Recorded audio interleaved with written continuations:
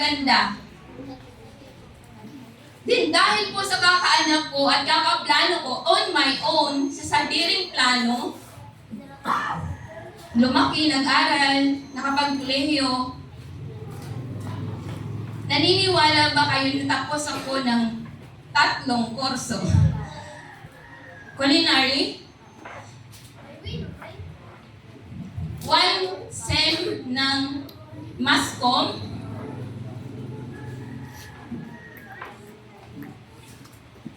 computer secretarian. Parang pag may sarili kang plano, lahat gagawin mo to make you better, para maging magandang ikaw. Din hanggang sa naging OFW po ako. Lahat ng tinapos ko, hindi naman ako nagtagumpay doon. Hindi rin ako naging magilang doon. At huwag din po kayong magtataka kung ang luto ko ay luto lang ng pang grade 1. But I graduated culinary sa international school po. Then from grade 5, born again na po ako. May pagkakilala na. Nakita po ng Lord at alam ko po sa sarili ko kung gaano ko ka-love, kung gaano yung passion ko to follow, to walk with Him. Hanggang natungtong po ako natapos po ang high school, college, and then hanggang naging OFW. Bago pa ako naging OFW, dahil po sa sariling plano, God, yung inatake po ako. Dahil po, naniniwala po ba kayong may kaaway ang mga anak ng Panginoon? Then Satan attack my life. Yung plano po, na sarili kong plano, na walang pagsama ang Panginoon, madaling na-direction sa iba. Sa madaling kong salita, ang pong kapatid ninyong nasa harapan yung nabubuhay na lamang po ako sa hapag. Dahil ang buhay ko po kung tutuusin, isang basura. Wala nang sinisay. I've been for 25 years in a wrong relationship. I'm having a lesbian relationship. Pinakamarumi at hindi karapat-dapat. Marahil sa tao minsan tanggap. But I glory to God. Dahil po sa salita niya, in Jeremiah 29:11, I have planned for you, plan to prosper you, not to harm you, but to give you hope in the future.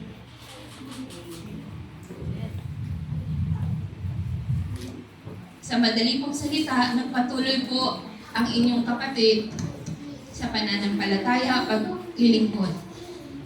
Hindi pa rin po naging madali. For being almost 10 years OFW, narating ko po ang Malaysia, Hong Kong to Dubai, Dubai to Abu Dhabi, Abu Dhabi to Oman, India, Egypt, Oman, and then from Saudi, back to Abu Dhabi, then Abu Dhabi to Qatar. Then Pilipinas and Roque.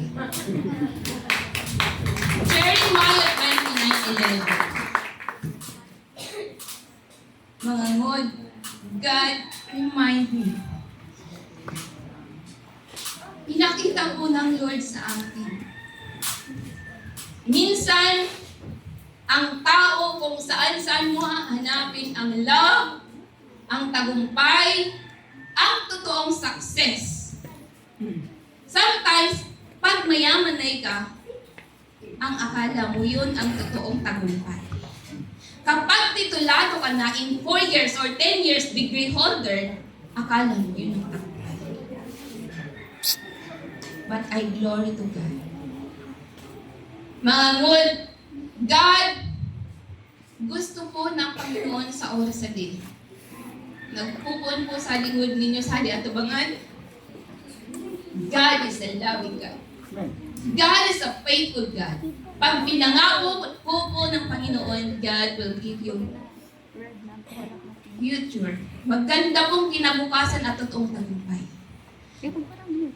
Ngawan po ramrag, di ko na po para abang. Through my life, napatunayan ko po. Ang totoong tagumpay ay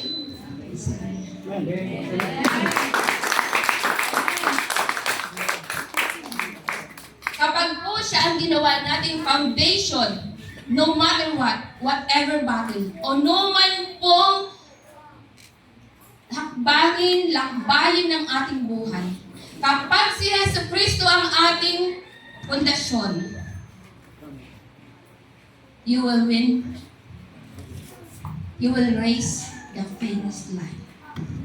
Mga ngul, yes, I encourage you. Kapag ikaw isang estudyante, mag-aral po kayo. Kapag ikaw ay isang empleyado, magtrabaho ka. Pero, gawin mong sentro lagi. Anumang laban ng buhay ang mayroon po tayo, lagi nating gawing sentro ang Panginoon. Siya lang po ang tama at pinakamatibay na pundasyon. Mga pong rangrang, mga mood. Keep in your heart and mind, being God child, bilang po anak ng Panginoon na totoo at buhay at makapangyarihan.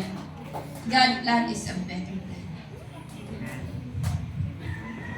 Tunay na tagumpay at success ay sa Kanya lamang. Yung mayroon pong Kristo sa buhay. Kahit buwan po, isipin ninyo, alam mo na ito, kung talaga bang totoong Kristo ang mayroon tayo. Kapag alam mo, kapatid, sa buhay mo, sa sarili mo na yan ang mayroon ka, ikaw po ang totoong matagumpay sa oras na ito. Kaya to God be all the glory, God bless po sa bawat may totoong Kristo sa buhay.